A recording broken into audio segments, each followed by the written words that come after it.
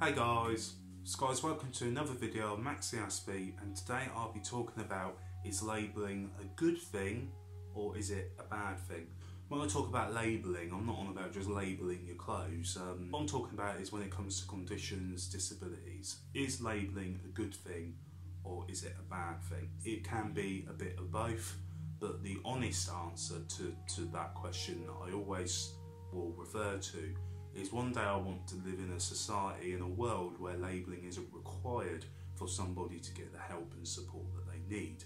I think it's really sad that we've got so many autistic people out there that are undiagnosed and therefore they aren't getting the help, they're not getting the support that they need.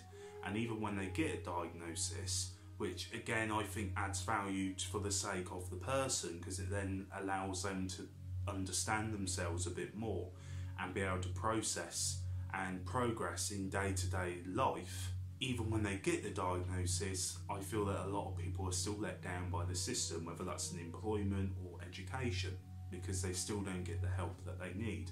The fact that you need a diagnosis to then get an educational health and care plan for you then to progress in school and get that required help and support.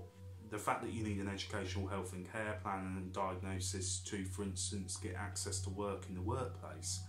I think these things should just be compulsory. If you need that bit of help or bit of support, I think it's a duty of people to look after each other, and that should just be a regular occurrence whether what label you got. The difficulty I have with labelling though is the need for people to then relabel and relabel and relabel for it to make sense to them.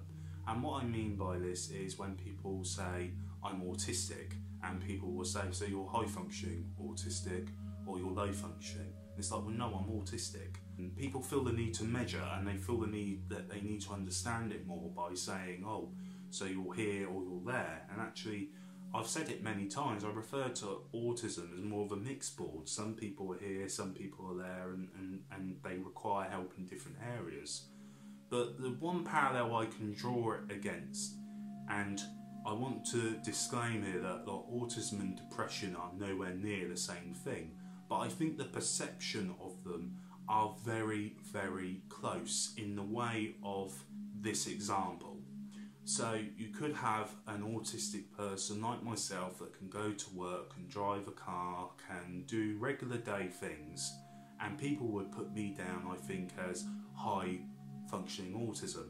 However, when I get home, behind closed doors, people don't know how I act, people don't know how I am, people don't know if I just go to bed at night because the day's been so exhausting from sensory overload and being put in situations that I don't know how to deal with. People don't necessarily think about that, and therefore they see you in a day and think, yeah, he's fine. And it's the same, I think, with depression. You could see somebody come into work every day, have a smile on their face, think that they're the happiest person ever, and then suddenly one day you hear that something's happened to that person, and you find out that they were really depressed and really down, and you had no idea. The parallel I would say is, if you saw somebody who was coming into work every day really sad, really down, really down about life, you would automatically go, yeah, that person is really, really depressed. And it's the same for autism. If somebody sees their perception of autism in somebody, they will automatically go and say, yeah, that person's severely autistic. And that's just on the basis of their perception of what they think autism looks like.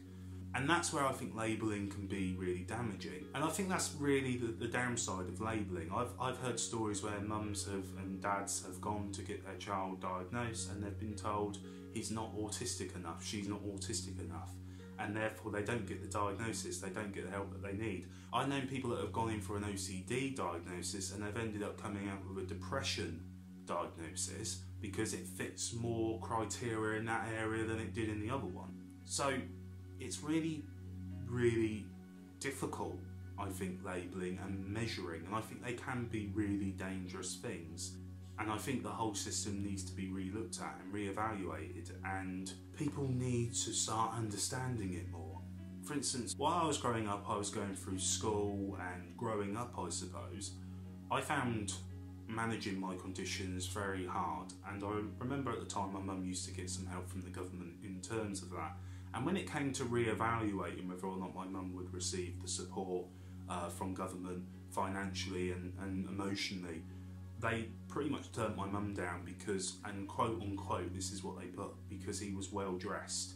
So this is the sort of criteria, measuring, labelling that we're looking at, is somebody not getting help for them to progress in life because one day they turned up and they were well dressed and they seemed fine. This is why labelling and measuring, I think, can be really difficult. I think labelling is great for somebody that has thought to themselves all their life, you know, what is wrong with me, or what is wrong with me, or why do I act like this, or why do I act like that, and they finally get the diagnosis and they can finally feel that they understand themselves a bit more, and that's the reason as to why. And I think that part of labelling is great.